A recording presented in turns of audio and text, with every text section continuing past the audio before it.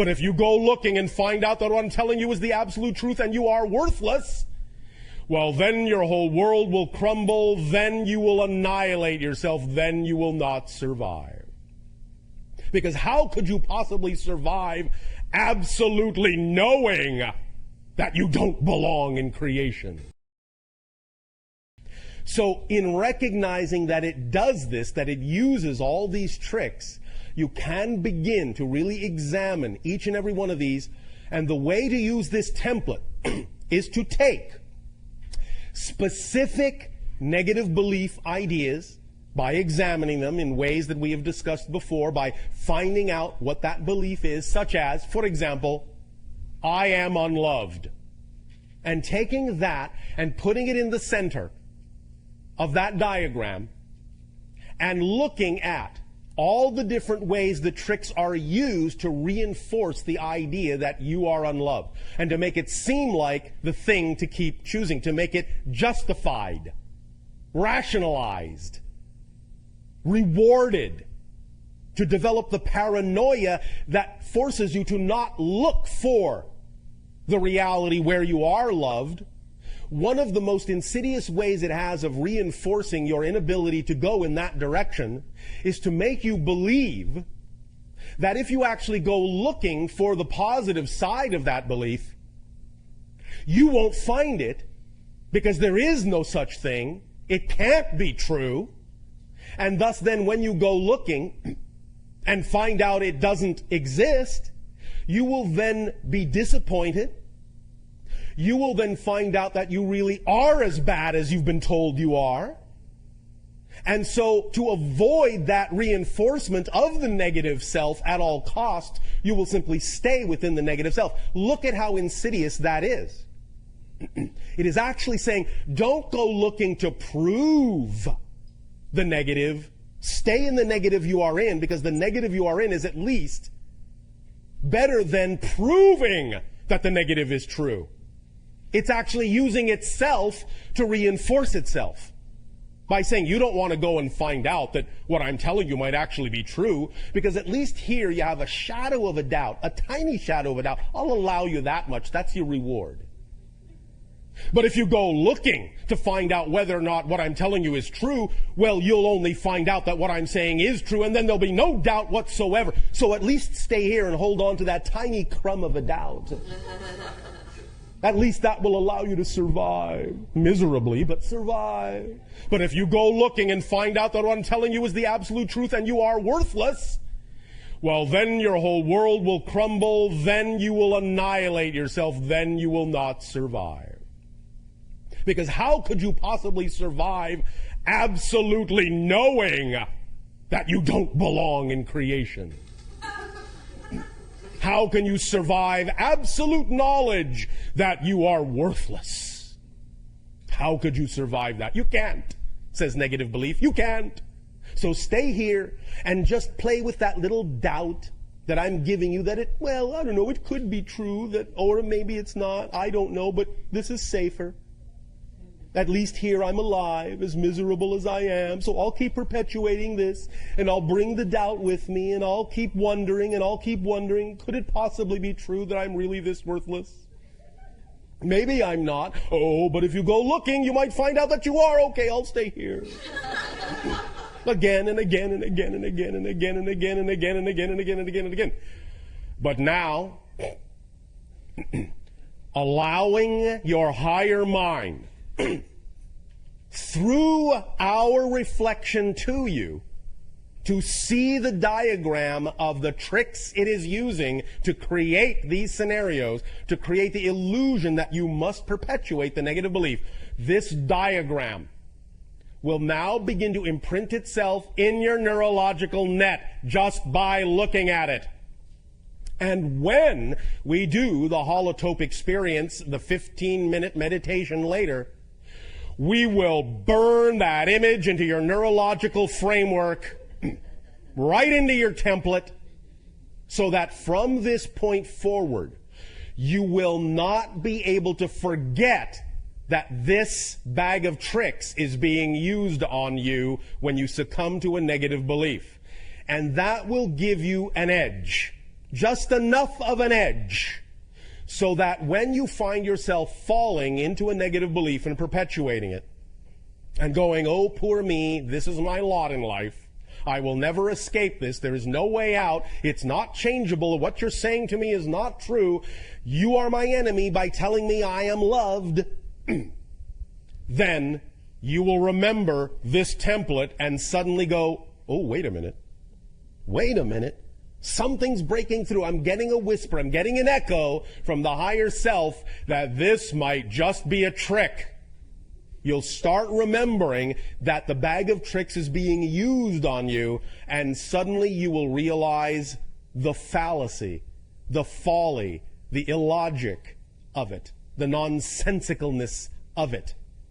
You will recognize that it is just a belief like any other belief, that you don't have to believe what it is telling you, that you can believe what you prefer, you can switch over to the positive frame of reference, that you have freedom, that you have choice, that you have inspiration, that you have growth, that you have positive synchronicity instead of negative synchronicity, that you can expand instead of contract.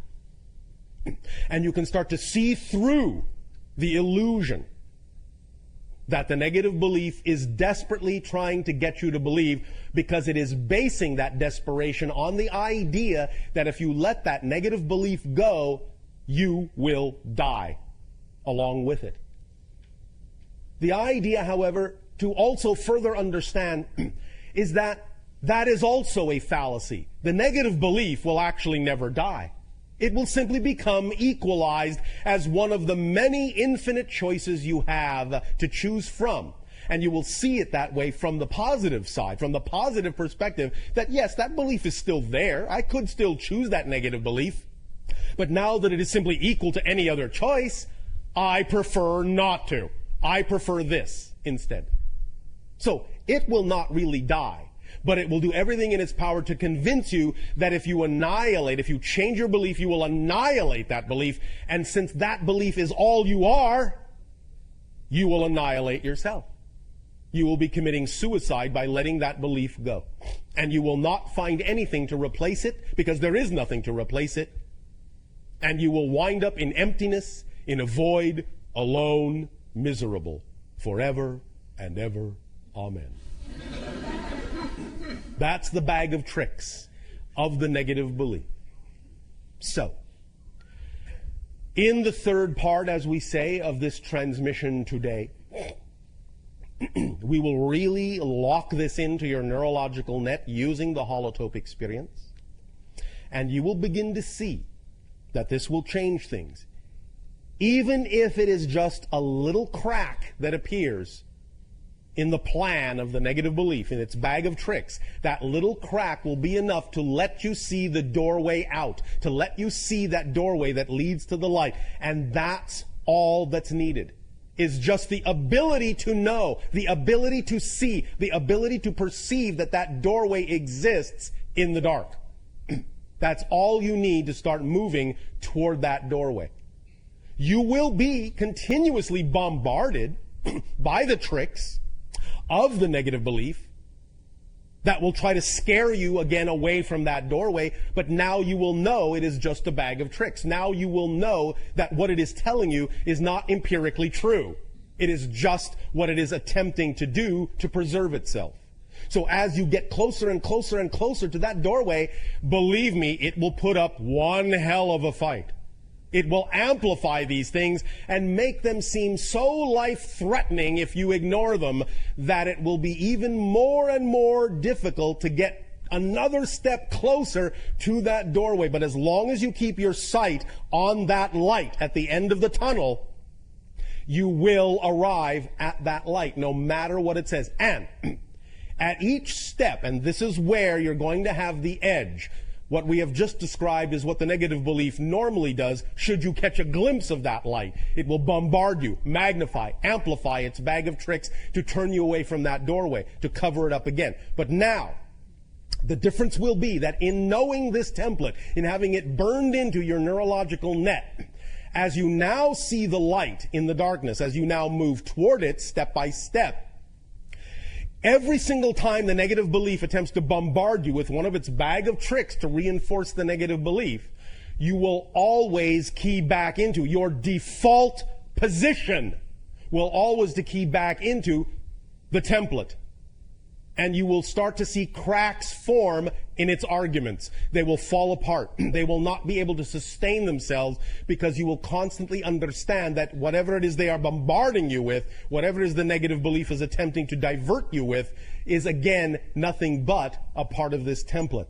And once that is burned into your neurological net, once it is hardwired in, you will find that you will never be able to completely buy into the negative belief again. There may be moments where you might allow yourself to get strung along in the illusion. Hey, buddy, want to buy a watch? You might go along with it. You might consider it for a moment. Oh, well, yes, that's a very pretty watch. Hey, wait a minute. You're trying to sell me a bill of goods here, aren't you? Oh, well, you'll catch it. You'll identify it. You'll call its bluff. Now, here comes the truly empowered part.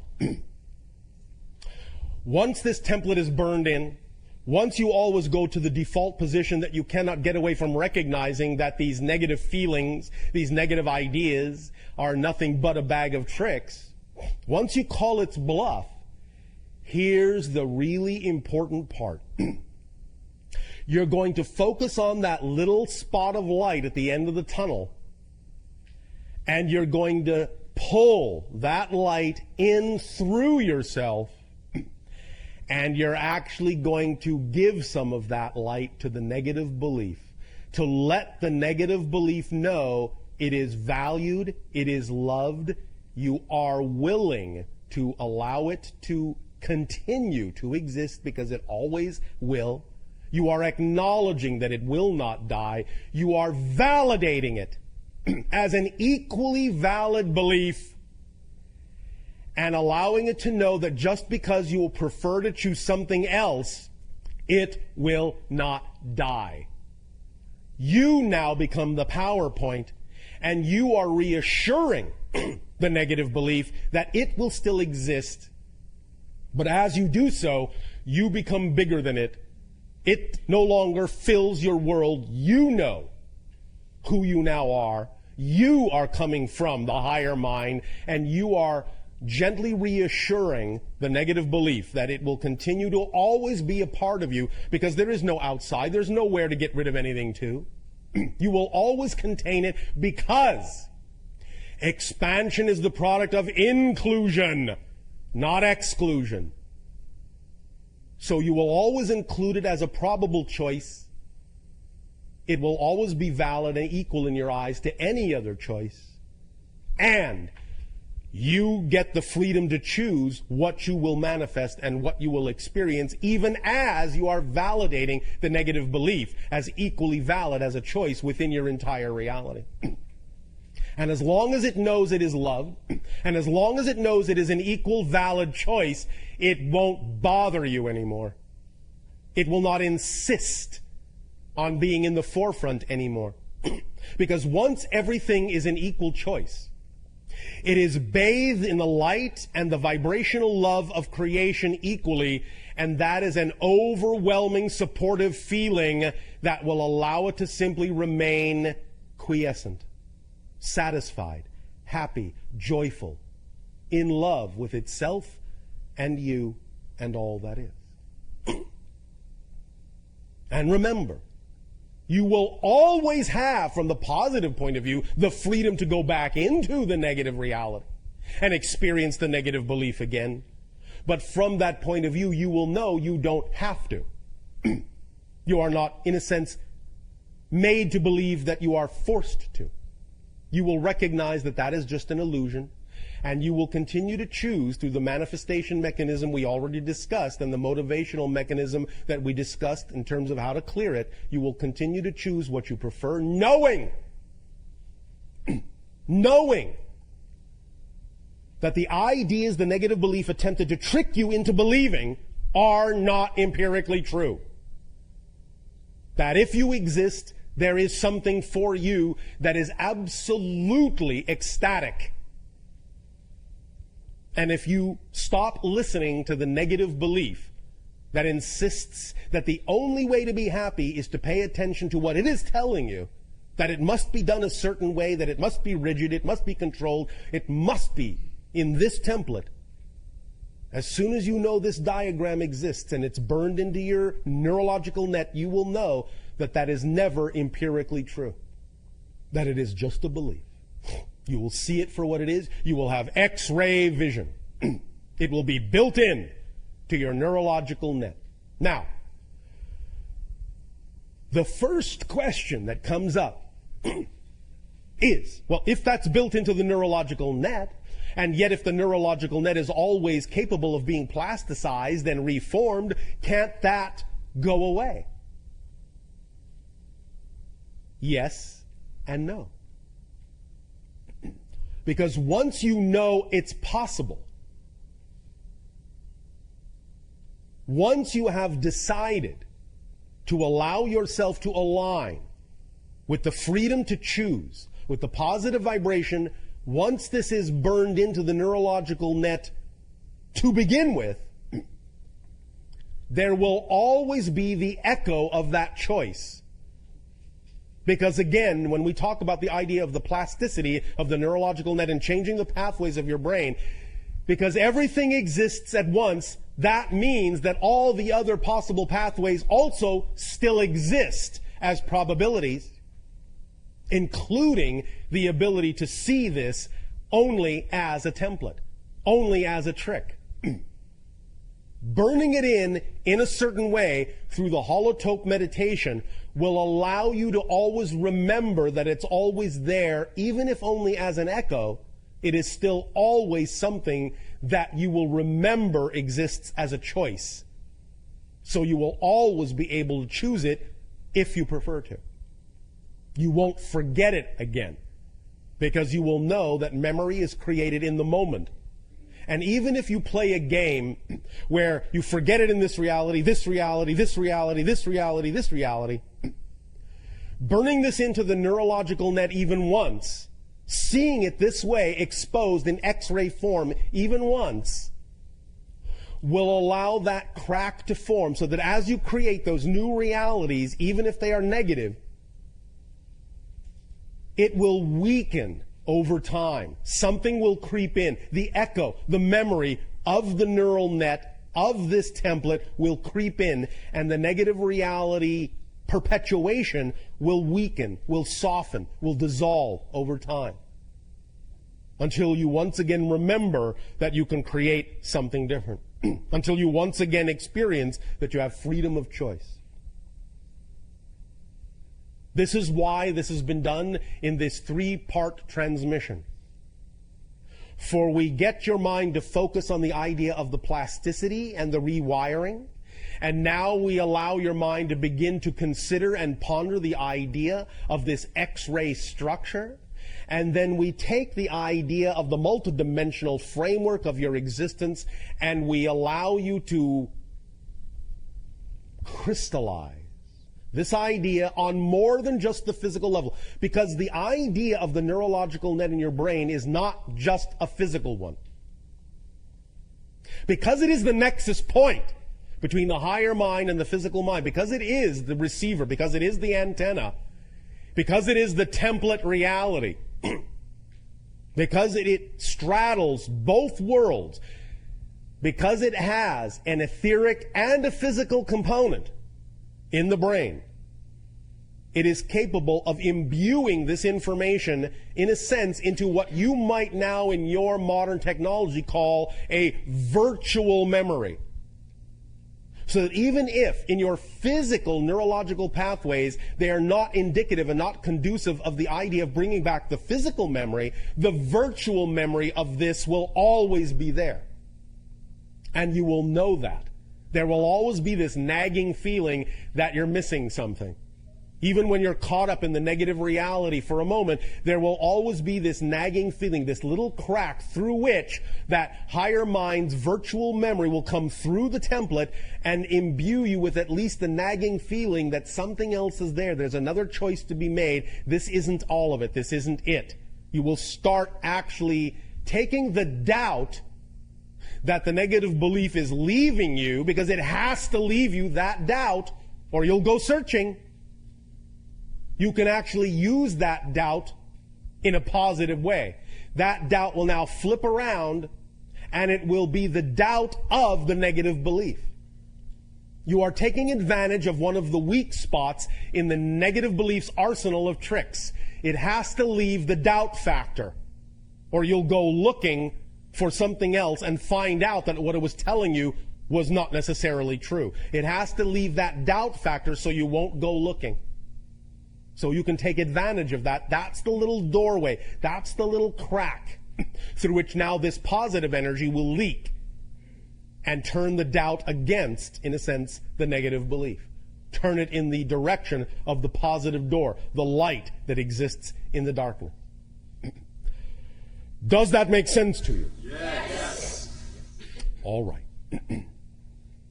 We will thank you for the co-creation of this particular phase of the transmission.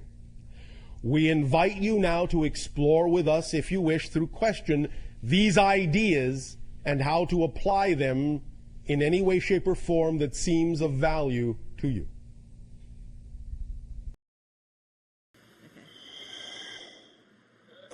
Good day, Bashar. How's it going? And to you, good day. It is going very well, thank you. How is it going with you? It's going great. Oh, all right. Yeah. I just really want to know what your thoughts are on binaural beats and technology, involved with audio for meditation. Yes, sir. And what are your thoughts on that for the future? Our understanding is always what is created between the two. The idea of the third reality created between two other things that you may be perceiving on one level. Always look for the third reality that is created by the two. That's where the true power, the true balance, the true effect lies in the other two. Does that make sense? Kind of. I don't know if I really. Is there some other specific way you wish to discuss this concept? No, I'm really not sure if that's a good way of going about it. If what is a good way? Meditating with binaural beats. If it's better to just do it without any audio and just try to. You are talking about permission slips again. Right. Remember, permission slips is simply the idea of any tool, any technique, any ritual you deem works best for you because you're attracted to it for the reason that it is specifically aligned with your internal belief systems, and that's why you're attracted to it, in order to give yourself permission to be more of who you are. So it doesn't matter what the technique, tool, or ritual is, as long as you feel, you believe it's the one that attracts you the most and feels like it's the one that works best for you. That's your permission slip. Right. Does that make sense? Totally. So approach it however you wish. If you're always choosing the one that you feel at that moment is the most attractive, it will be the correct one for you to do at that moment. Make sense? Yes. Does that help? A lot. Thank you. Thank you.